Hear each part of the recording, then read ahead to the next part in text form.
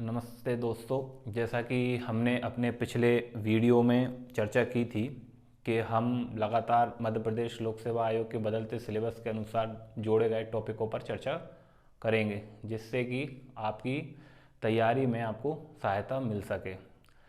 मध्य प्रदेश लोक सेवा आयोग ने अपने प्री के यूनिट 10 में जनजातियों के बारे में चर्चा की है।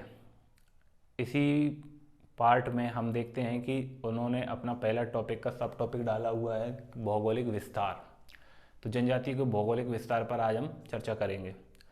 भौगोलिक विस्तार यानी कोई भी जनजाति किस क्षेत्र में रहती है। क्योंकि यहाँ पर भूगोल के हिसाब से पूछा गया है, इसलिए हम राजनीति के हिसाब से तो जिले होते हैं, लेकिन भूगोल के हिसाब से तो हम पूर्वी क्षेत्र, पश्चिमी क्षेत्र, उत्तरी क्षेत्र, दक्षिणी क्षेत्र, मध्य क्षेत्र या दक्षिण पूर्वी क्षेत्र, इस प्रकार से यहाँ पर जनजातियों के विस्तार पर चर्चा करेंगे। तो मध्य प्रदेश की प्रमुख जनजातियों में सबसे प्रमुख जनजाति है भील जनजाति। भील जनजाति मध्य प्रदेश की सबसे प्रमुख जनजाति है, जो कि मध्य प्रदेश के पश्चिमी क्षेत्र में पाई जाती है। अगर जिलों की बात करें तो आपका झाबुआ, अलीराजपुर जिले यहाँ पर आ जाते हैं, धार जैसा। और भील के साथ में भील जनजाति कुछ उप समूह भी हैं जो कि दूसरी जनजातियों के रूप में भी जाने जाते हैं, जिसमें कि भिलाला, बारेला, पटेलिया इत्यादि हमको देखने को मिलती है। तो भील जनजाति का आप देखेंगे विस्तार तो आपको देखने को मिलेगा पश्चिमी मध्य प्रदेश में, जो कि झाबुआ, धार, अलीराजपुर में है।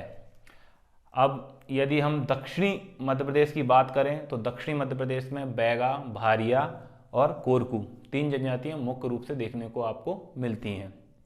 बैगा जनजाति मध्य प्रदेश के दक्षिण पूर्वी हिस्से में पाई जाती है, जो कि डिंडोरी, मंडला और बालाघाट जिलों में देखने को मिलती है। अगर जिले के हिसाब से बात करी जाए तो डिंडोरी, मंडला, बालाघाट जैसे जिले। अगर क्षेत्र की बात की जाए, भौगोलिक विस्तार की बात की जाए तो दक्षिण पूर्वी मध्य प्रदेश। ठीक है। बैगा, तो बैगा जनजाति को आप ऐसे याद रख सकते हो क्योंकि बैगा से ही लग के छत्तीसगढ़ अलग हुआ था। यहाँ से कहीं ना कहीं छत्तीसगढ़ यहाँ पर है, तो इससे मैंने याद किया था कि बैगा बेगाने हो गए। तो कुछ बैगा छत्तीसगढ़ में भी चले गए, लेकिन अधिकतर मध्य प्रदेश में बचे हुए हैं। तो कहीं ना कहीं दक्षिण पूर्वी मध्य प्रदेश में बैगा है। ठीक है। और दूसरा भारिया जनजाति। तो भारिया जनजाति आप सबको पता नहीं हो तो बता दें कि भारिया जनजाति मुख्य रूप से पातालकोट में पाई जाती है। पातालकोट छिंदवाड़ा की जगह है। तो पातालकोट भारिया, तो आप इसको ऐसे याद कर सकते हैं कि भारिया पे वजन पड़ा, तो वजन पड़ने के कारण, भारी होने के कारण वो पाताल में चले गए, तो वो पातालकोट छिंदवाड़ा। छिंदवाड़ा के साथ में सिवनी और जबलपुर में भी कुछ मात्रा में इनकी उपस्थिति देखने को मिलती है। अब तीसरी जनजाति है कोरकू। कोरकू जनजाति आपकी हरदा, बैतूल, होशंगाबाद जिलों में देखने को मिलती है। लेकिन अगर भौगोलिक विस्तार की बात की जाए तो ये दक्षिणी मध्य प्रदेश की जनजातियां हैं। तो दक्षिणी मध्य प्रदेश की प्रमुख जनजातियों में कोरकू, भारिया और बैगा तीनों जनजातियां आती हैं। तो अभी हमने पश्चिमी मध्य प्रदेश और दक्षिणी मध्य प्रदेश की बात कर ली है। अब पूर्वी मध्य प्रदेश की बात करेंगे तो पूर्वी मध्य प्रदेश की अगर आप प्रमुख जनजातियां देखें तो कोल, उराव, पनिका, मुरिया, ये प्रमुख जनजातियां हैं पूर्वी मध्य प्रदेश की। पूर्वी मध्य प्रदेश में सबसे महत्वपूर्ण जनजाति अगर देखें तो कोल जनजाति है। और कोल जनजाति को कुछ आप ऐसे याद कर सकते हैं कि सीधी और सिंगरौली, ये कोयला क्षेत्र है। सिंगरौली में आपको पता है कि सबसे ज़्यादा कोयला वाली परतें पाई जा रही हैं और शहडोल में भी पाई जा रही हैं। तो कोल, कोयला आप इससे याद कर सकते हैं दोनों को टच करके। और रीवा में भी ये पाई जा रही है। पनिका जनजाति ये भी पूर्वी मध्य प्रदेश में पाई जा रही है। और ये, इसके बारे में एक और फैक्ट है कि ये कबीरपंथी जनजाति है। ठीक है। मुड़िया जनजाति तो अधिकतर कुछ लोग अब इसके खेती से भी संबंधित होने लग गए हैं। वहीं अगर उत्तरी मध्य प्रदेश की प्रमुख जनजातियों की बात की जाए तो इसमें सहरिया जनजाति एक प्रमुख जनजाति आती है।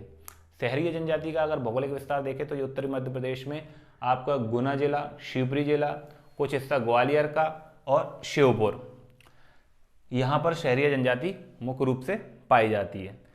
एक और जो भील के बाद दूसरे नंबर की सबसे मुख्य जनजाति अगर बात की जाए तो गौड़ जनजाति है। गौड़ जनजाति भारत की तो सबसे मुख्य जनजाति है, लेकिन मध्य प्रदेश पे ये दूसरे नंबर पर आती है। तो गौड़ जनजाति जो है वो मध्य प्रदेश के मध्य भाग में मुख्य रूप से पाई जाती है। वैसे गौड़ जनजाति बिखरी बिखरी पूरे मध्य प्रदेश में देखने को मिलती है, लेकिन अगर कुछ संकेंद्रण की बात की जाए तो मध्य प्रदेश में देखने को मिलता है। मध्य प्रदेश में भी इसका नर्मदा नदी के दोनों किनारों पर यानी किनारों पर नहीं रहेंगे ना, तो दोनों ओर, ठीक है, तो विंध्य प्रदेश में भी बोल दिया जाता है, सतपुड़ा प्रदेश में भी, और नर्मदा नदी के दोनों ओर इनका विस्तार आपको देखने को मिलेगा। गौड़ जनजाति के बाद एक और जनजाति है जो रायसेन और दक्षिणी गुना जिले के आसपास देखने को मिलती है, इसको बोलते हैं पारधी जनजाति। तो पारधी जनजाति यहाँ देखने को मिलती है। एक बंजारा जनजाति कुछ लोग पढ़ा देते हैं, लेकिन बंजारा जनजाति मध्य प्रदेश की मुख्य जनजाति नहीं है, ये राजस्थान की जनजाति है। लेकिन हाँ, कुछ लोग बंजारा जनजाति के उत्तर पश्चिम मध्य प्रदेश में निवास करते हैं, लेकिन ये मुख्य रूप से जनजाति राजस्थान की है। ठीक है। और भौगोलिक विस्तार की बात करें तो आप डायग्राम में देख सकते हैं, जब आपसे पूछा जाए भौगोलिक विस्तार तो जिलों के नाम आप बता सकते हैं, कोई दिक्कत नहीं अगर आप मेंस में उत्तर लिख रहे हैं तो। लेकिन आपको भौगोलिक विस्तार जब भी पूछा जाएगा तो पूर्वी मध्य प्रदेश, पश्चिमी मध्य प्रदेश, उत्तरी मध्य प्रदेश, दक्षिणी मध्य प्रदेश, इस प्रकार भूगोल के अनुसार ही उत्तर देना होगा।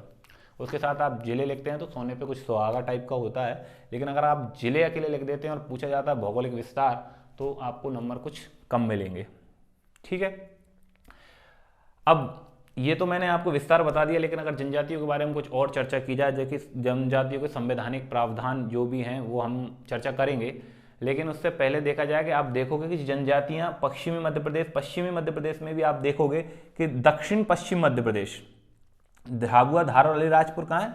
दक्षिण पश्चिमी मध्य प्रदेश में। तो दक्षिण पश्चिम मध्य प्रदेश में ज़्यादा जनजातियां का संकेंद्रण पाया जा रहा है, और दक्षिणी मध्य प्रदेश, दक्षिण पूर्वी मध्य प्रदेश, पूर्वी मध्य प्रदेश, यहाँ पर जनजातियाँ ज़्यादा मिल रही हैं, और कहीं ना कहीं शिवपुरी के आसपास के क्षेत्र में एक जनजाति ज़्यादा मिल रही हैं, और वहाँ पर और जगह देखा जाए तो उतनी जनजाति नहीं मिल रही। क्यों? तो इसके पीछे कारण यही है कि जनजातियाँ जंगलों में रहती हैं, और मध्य प्रदेश में कहीं ना कहीं जंगलों का भी विस्तार इन्हीं क्षेत्रों में आपको देखने को मिलता है, तो इसलिए ये जनजातियाँ यहाँ पाई जाती हैं।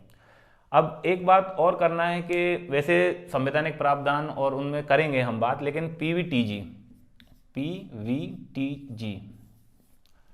Particular vulnerable tribal group, PVTG जनजातियों के बारे में बात करेंगे। ये अति पिछड़ी जनजातियां होती हैं। इसमें मध्य प्रदेश की 3 जनजातियां शामिल हैं, जिसमें नंबर 1 है सहरिया, नंबर दूसरा है भारिया,